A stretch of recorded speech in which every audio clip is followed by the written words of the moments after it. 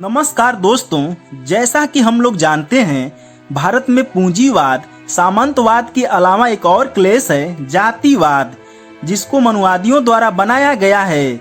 हम सभी देखते हैं कि एक समान एक क्षेत्र एक देश में होने के बाद भी कुछ लोग जातीय रूप से खुद को बड़ा महसूस करते हैं और दूसरों को नीचा दिखाते रहते हैं।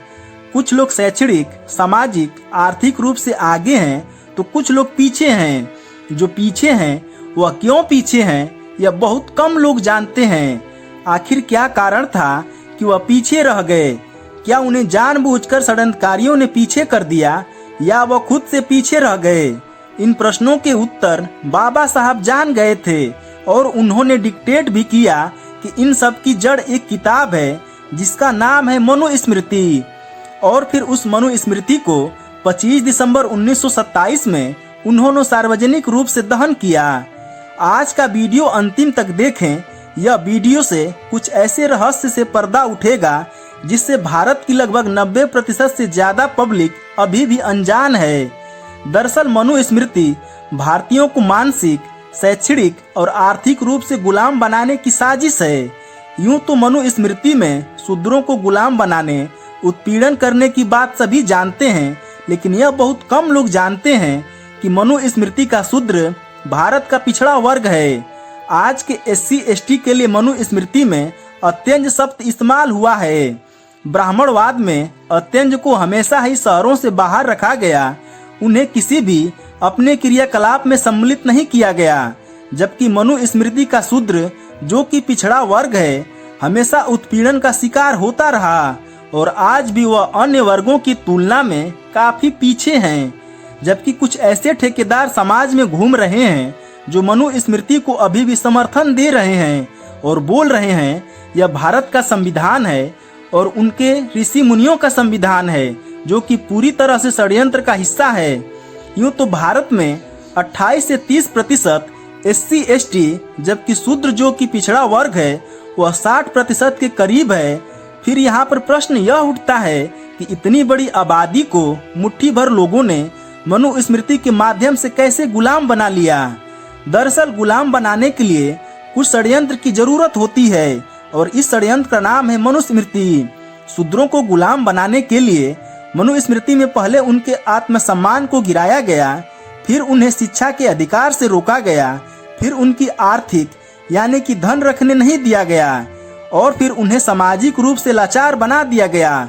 और जब इस तरह का कोई वर्ग बन जाएगा तब उससे आप आसानी से गुलामी करवा सकते हैं और फिर उसका उत्पीड़न कर सकते हैं। तो इस तरह से पिछड़े वर्ग को पीछे किया गया। तो आइए जानते हैं मनुस्मृति में शूद्रों के लिए क्या क्या नियम बनाए गए थे और मनुस्मृति के अनुसार शूद्रों के लिए क्या क्या बातें लिखी गई है। इसमें लिखा है, मानवता के कल्याण के लिए ब्रह्मा ने अपने मुख से ब्राह्मणों को जन्म दिया और क्षत्रियों को अपनी भुजाओं से और वैश्य को अपनी जांघों से और शूद्रों को अपने पैरों से पैदा किया। इसमें लिखा है, भगवान ने कहा है कि शूद्र का कर्तव्य है कि शूद्र ऊपरी वर्णों की श्रद्धा पूर्वक सेवा करे, उसका यही धर्म है। इसमें लिखा है, 100 साल के क्षत्रिय को भी एक 10 साल के ब्राह्मण लड़के को अपने पिता के रूप में मानना चाहिए। इसमें लिखा है, ब्राह्मण को भोजन के लिए कभी भी अन्य वर्णों के व्यक्तियों के साथ आमंत्रित नहीं करना चाहिए। इसमें लिखा है, अगर कोई ब्राह्मण से भोजन मांगता है तो ब्राह्मण कुछ बचा खुचा दे सकता है, लेकिन वह भी उसके नौकर घर के बाहर देंगे।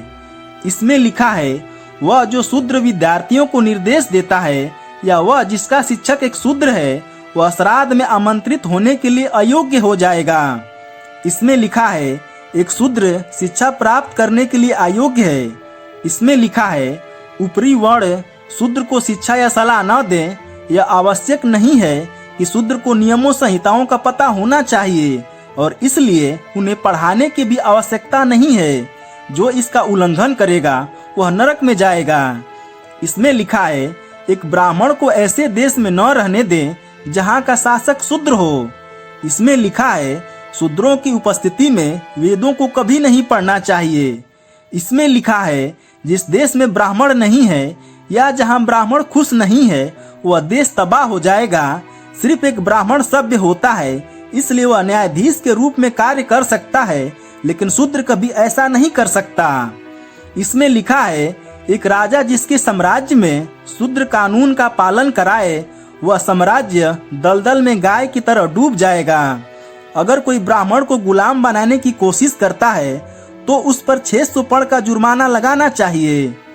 एक ब्राह्मण शूद्र को किसी वेतन के बिना सेवा करने का आदेश दे सकता है, क्योंकि ब्राह्मणों की सेवा करने के लिए ही ब्रह्मा ने शूद्रों को बनाया है। इसमें लिखा है, भले ही एक ब्राह्मण शूद्र को गुलामी से मुक्त कर दे, लेकिन शूद्र फिर भी गुलाम बना रहता है। किसी को भी उसे मुक्त करने का अधिकार नहीं है। इसमें लिखा है, अगर शूद्र द्विज व्यक्ति का अपमान करता है तो उसकी जीभ काटी जाएगी, क्योंकि वह नीच है। इसमें लिखा है, अगर शूद्र द्विज नाम और जातियों का उल्लेख करता है तो एक 10 उंगल लंबी लोहे की कील गर्म करके उसके मुंह में डाल दी जाएगी। यदि कोई शूद्र घमंड से ब्राह्मणों को धर्म का उपदेश देता है तो राजा उसके मुंह और कानों में जलता हुआ तेल डलवा देगा। इसमें लिखा है, अगर शूद्र ऊंची जाति की महिला के साथ संभोग करता है तो उसे मौत के घाट उतार दिया जाना चाहिए और उसकी संपत्ति को जब्त कर लिया जाना चाहिए। एक ब्राह्मण शूद्र को बाध्य कर सकता है, चाहे वह खरीदा गया हो या बिना काम किया हो। किसी भी शूद्र के पास खुद की संपत्ति नहीं होनी चाहिए, उसके पास खुद का कुछ भी नहीं होना चाहिए। एक धनी शूद्र का अस्तित्व ब्राह्मणों के लिए बुरा है। एक ब्राह्मण बिना किसी हिचकिचाहट के शूद्र की संपत्ति जब्त कर सकता है। इसमें लिखा है, एक शूद्र जो सिर्फ अपना पेट भरना चाहता है वह एक वैश्य की सेवा कर सकता है, और यदि वह जीवित रहने का अस्थायी साधन चाहता है तो वह एक क्षत्रिय की सेवा कर सकता है। लेकिन अगर वह स्वर्ग जाना चाहता है या अगली पीढ़ी में उच्च या श्रेष्ठ जन्म चाहता है तो उसे ब्राह्मणों की सेवा करनी चाहिए। इसमें लिखा है, एक शूद्र का सबसे पवित्र कर्तव्य है ब्राह्मणों की सेवा करना। हमेशा ब्राह्मण शब्दों का अत्यंत भक्ति के साथ पाठ करना चाहिए। ऐसे शूद्र को मोक्ष मिलेगा, अन्यथा वह बहुत बुरी मौत मरेगा और नरक में जाएगा। इसमें लिखा है, एक शूद्र जो स्वर्ग के लिए ब्राह्मणों की सेवा करता है उसे ब्राह्मणों का नौकर कहा जाएगा।